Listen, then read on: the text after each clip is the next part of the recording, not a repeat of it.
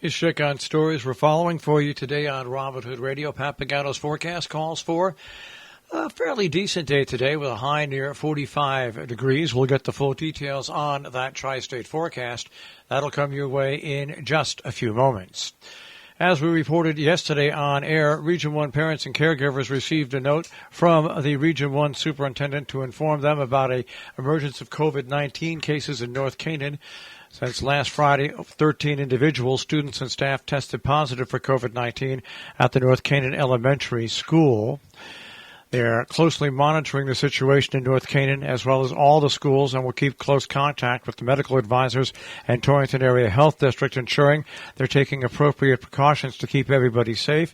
They thank parents, grandparents, and other students for remaining vigilant regarding possible exposure to COVID-19 and keeping children at home when they're not feeling well. Contact a school nurse if you need a home test kit or if your children or anyone in your household develop any COVID-19 symptoms. The Planning and Zoning Commission in Salisbury is examining the results of a survey they took. They heard about a need for improved broadband, protection of natural resources, and affordable housing, and concerns about the tax rate and Sharon Hospital closing in the results of that survey. They sent the survey to residents in preparation for creating the town's next plan of conservation and development. Land use official Abby Conroy said there were 681 respondents. Residents were asked whether they would be willing to volunteer on boards or commissions. Only 12 said they would. Several respondents said they were pleased with the town's government, but Chairman Michael Clemens noted an equal number were neutral or displeased. Meanwhile, in Connecticut, a state bill would make it fake vaccine cards a misdemeanor.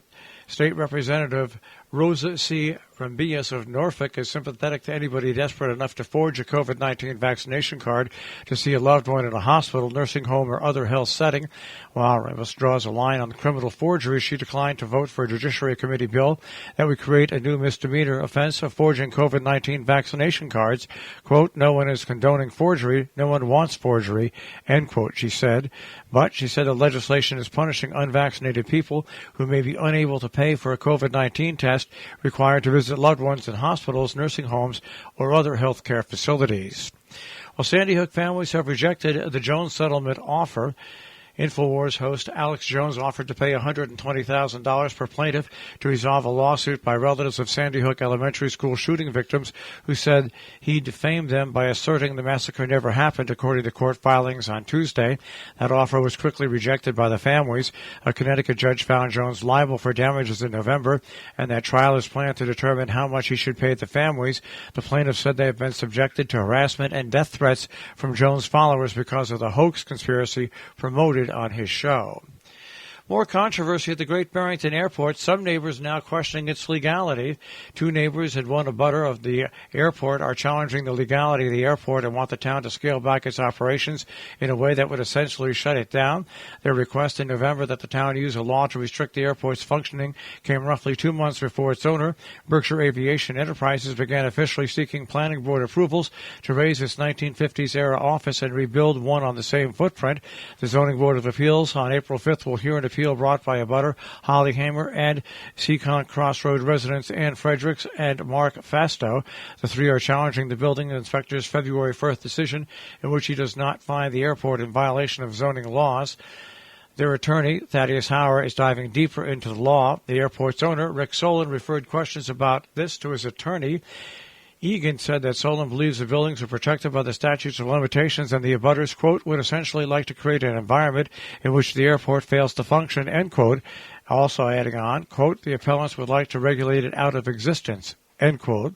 This is the latest in the controversy in which some abutters and neighbors want to clamp down on noise and machinery they say cut into their peace and stoke their fears. Others counter that the airport is an important asset and an economic force and a historical gem. A reminder going on in Salisbury today, one final day to Connick Road from Route 44 to Beaver Dam Road will be closed from 7:30 till 4 p.m. for tree removal. Our business brief is underwritten by Morgan's at the Interlaken, interlakenin.com. You'll find lunch specials and dinner specials 7 days a week. Of course, you'll also find them on the web, interlakenin.com. They're on Facebook and Instagram. And by Salisbury Bank, salisburybank.com. Dow Jones Industrial Average starts off today at 35,294.19. The NASDAQ at 14,619.64. And the S&P 500 at 4631.60. We'll take a look at the tri-state forecast. That'll come your way in just a few moments.